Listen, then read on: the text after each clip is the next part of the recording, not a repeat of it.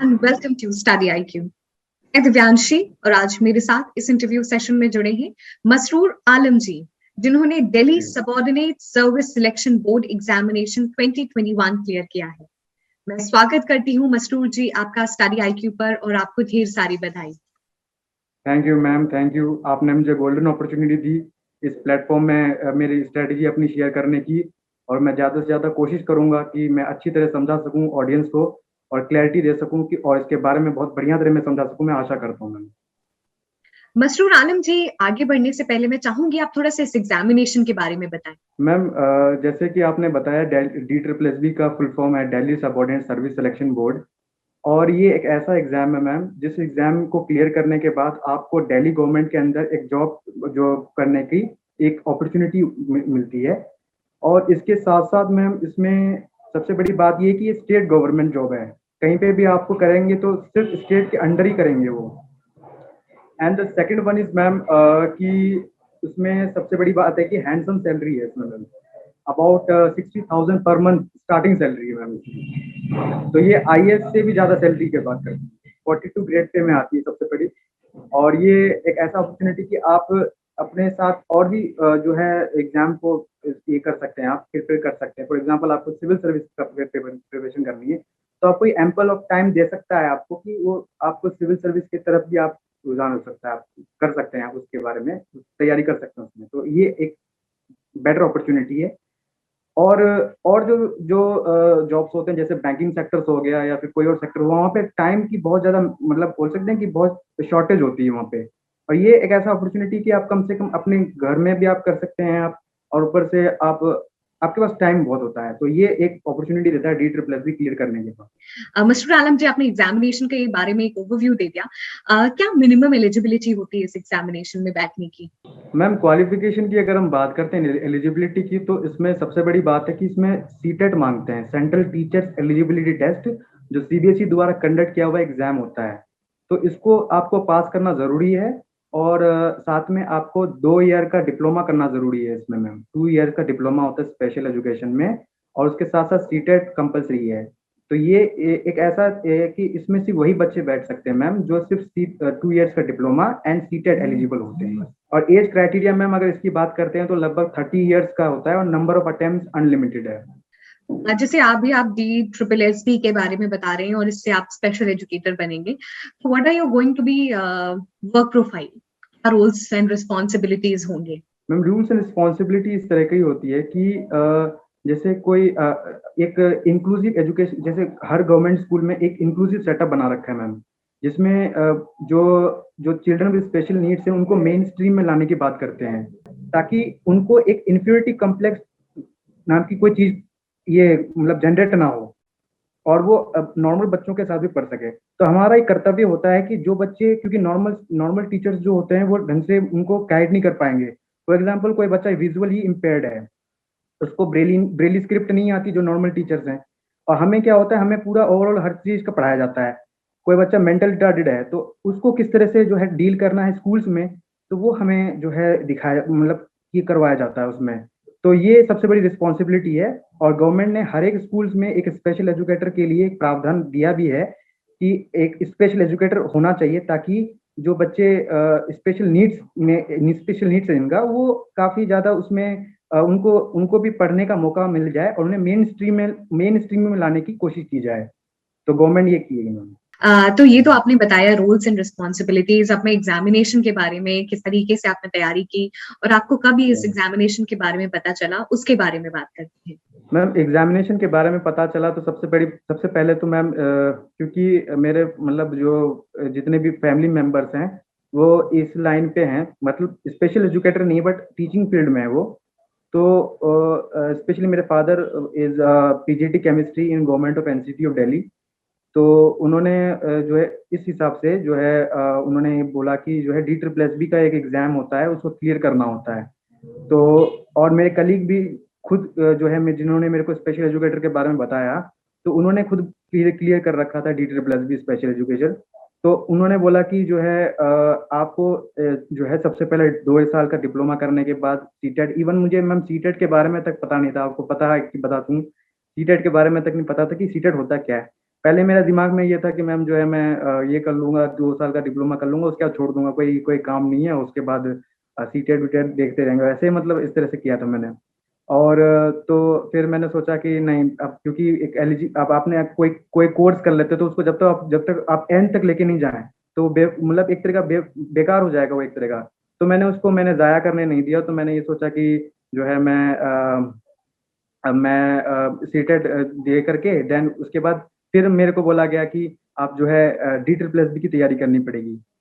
तो फिर D SSB की मैंने तैयारी की, और मैं विद इन मैं मेरे पास एक्चुअली इस तरह का सिचुएशन क्रिएट हो गया था कि मेंस का एग्जाम की तैयारी करते करते अगर आप दोबारा ऐसे जगह पे चले जाएं जहाँ पे इट्स वेरी मतलब डिफरेंट स्टफ, ठीक है, क्योंकि आपको पता है कि सिविल सर्विस का लाइन अलग होता है, D SSB की लाइन अलग होती है, और एक स्टेप से दूसरी स्टेप पे जाना इट्स वेरी चैलेंजिंग वर्क। तो मैंने उस चीज को चैलेंज किया, with in 5 months I crack the exam. Masroor ji, आपने इस एग्जामिनेशन को 5 महीने में क्लियर किया है। जो भी इस एग्जामिनेशन को क्लियर करना चाहे उनको क्या स्ट्रैटेजी अपनानी चाहिए, पेपर का क्या पैटर्न है, उसके बारे में बताएं आप। ये आपने बहुत बड़ी पते की बात की है, और इसके बारे में तो मैं बहुत अच्छी तरह बता सकता हूँ खोल करके। सबसे पहले मैम अगर मैं देखूं एग्जाम पैटर्न की बात करते हैं तो इसमें 2 पेपर होते हैं मैम, पेपर 1 एंड पेपर 2, या part paper A paper B, इस तरह से होता है। पेपर 1 में मैम 5 सब्जेक्ट्स होते हैं, और 5 सब्जेक्ट्स जो होते हैं वो जनरल पेपर जिसे बोलते हैं, जिसमें हिंदी, इंग्लिश, मैथ्स, रीजनिंग और GK GS जो करंट अफेयर्स होता है, 5 जो सब्जेक्ट्स होते हैं। एंड मैम पेपर 2 में जो होता है वो सब्जेक्ट स्पेसिफिक होता है। Subject specific in the sense कि जैसे मेरा स्पेशल एजुकेटर का था तो मुझे साइकोलॉजी पढ़नी पड़ती थी, एजुकेशन साइकोलॉजी, और साथ में जो है जितनी भी डिसऑर्डर्स होते हैं, डिसेबिलिटी, पर्सनालिटी डेवलपमेंट डिसऑर्डर्स, जितने भी चीजें हैं सब कवर होते थे आपके पार्ट 2 में। तो इसलिए 2 आपको मैंने पेपर बताया, पार्ट 1 एंड पार्ट 2। दूसरी चीज इसमें मैम ये होता है, इसमें नेगेटिव मार्किंग है, 1/4 नेगेटिव मार्किंग होती है। और इसमें सबसे बड़ी बात ये है कि मैम इसमें जो और एग्जाम्स में आपको नहीं मिलेगा, इवन आपने भी एग्जाम दिया होगा तो ऐसा एग्जाम को नहीं समझा होगा पैटर्न को, कि जो कंप्यूटर स्क्रीन में जब आप बैठते हैं तो उसमें होता क्या है कि मैम सबसे पहला जो पोर्शन खुलता है वो रीजनिंग का खुलता है, और रीजनिंग आप कंप्लीट कर आप जो है अगर मान लीजिए कि 20 क्वेश्चन है और उसमें से आपने 5 क्वेश्चन आपसे नहीं हो पा रहे हैं क्योंकि एग्जाम प्रेशर होता है, 2 घंटे में 200 क्वेश्चन करने हैं आपको, तो आपको सारा अब क्या करना पड़ेगा आपको कि 5 क्वेश्चन अगर आपने छोड़ दिया तो आप परमानेंटली छोड़ दें, मतलब आप उसको आप दोबारा आप नहीं जा सकते, उसके लिए दोबारा आप उसको करने का मौका नहीं मिलेगा।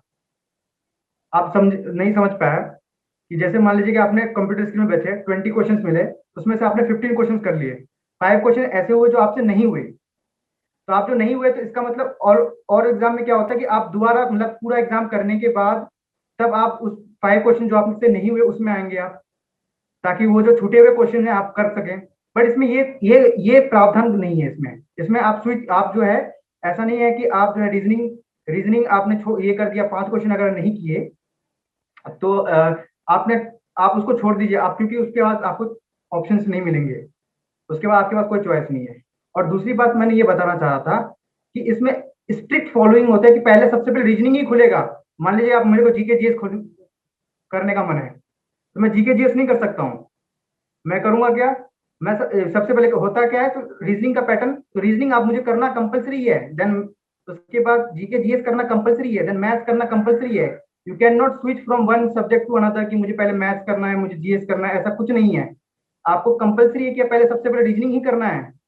आपका चाहे रीजनिंग अच्छा हो या खराब, वो मैटर नहीं करता, ठीक है। लेकिन आपको मैथ्स, कई लोग करते हैं कि मैथ्स के चक्कर में मैम एग्जाम छूट जाता है, बहुतों का एग्जाम छूट जाता है। D SSB ऐसा एग्जाम है उसमें एग्जाम पैटर्न इतना स्ट्रिक्ट किया हुआ है, एग्जाम छूट जाता है। और वो पार्ट 2 जो मैंने अब सब्जेक्ट स्पेसिफिक बताया साइकोलॉजी वाले पोर्शन में, वहां पे परेशानी आ जाती है, वहां वो कवर नहीं हो पाता फिर।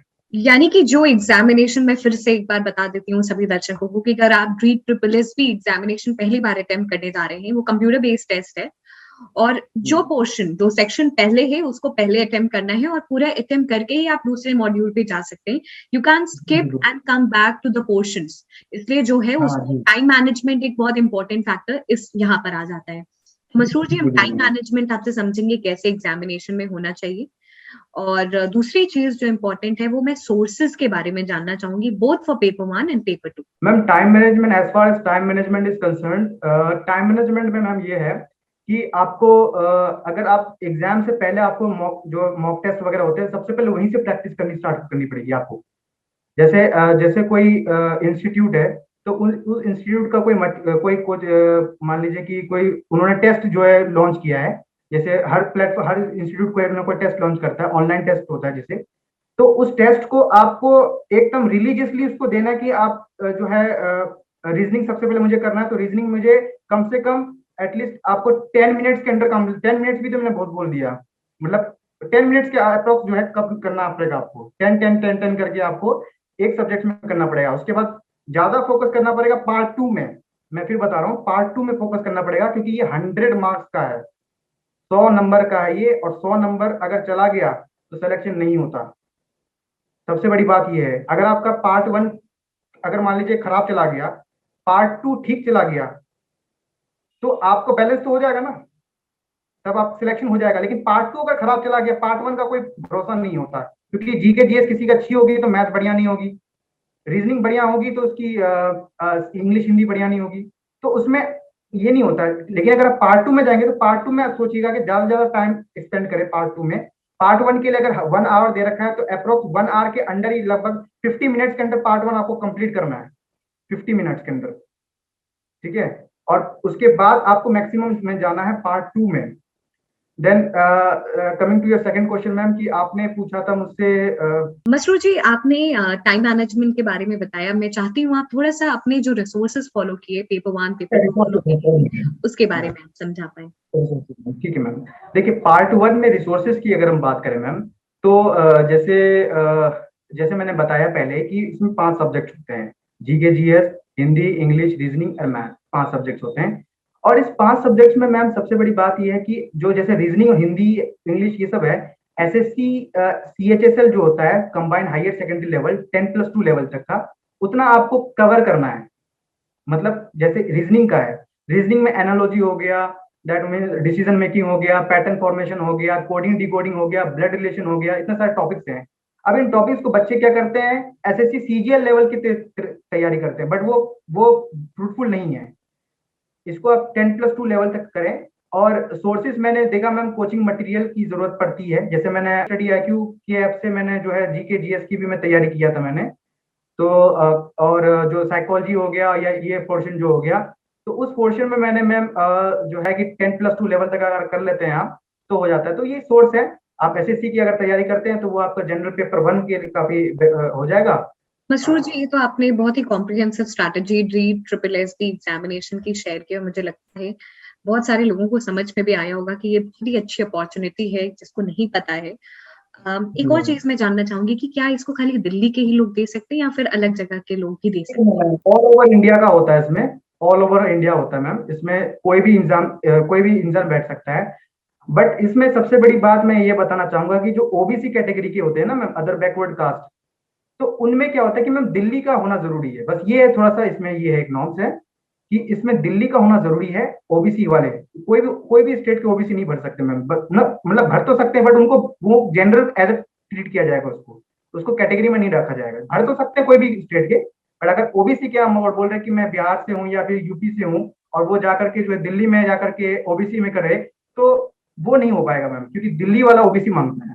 ये तो हमने बात कर ली, और जो भी कंडीशंस हैं, जो एलिजिबिलिटी है, उसके बारे में भी जान लिया। किस तरीके से स्टडी आईक्यू आपकी जर्नी में साथ रहा? स्टडी आईक्यू जो है मैम, जो है उन्होंने बहुत बड़ा योगदान दिया है। इवन मेरा सिविल सर्विस प्रिपरेशन में भी स्टडी आईक्यू का बहुत बड़ा योगदान है। जो मैं अभी तैयारी कर रहा हूँ, तो सिविल सर्विस है, साथ में उन्होंने DSSS के लिए मुझे जो है जीके जीएस, खासकर जो विपिन सर की क्लास है जो चलती है, डॉक्टर विपिन गोयल सर की क्लास जो है, उन्होंने उनकी जो जीके जीएस वाली पोर्शन है, तो वो काफी ज्यादा हेल्पफुल रहा मेरे लिए उस काम के लिए।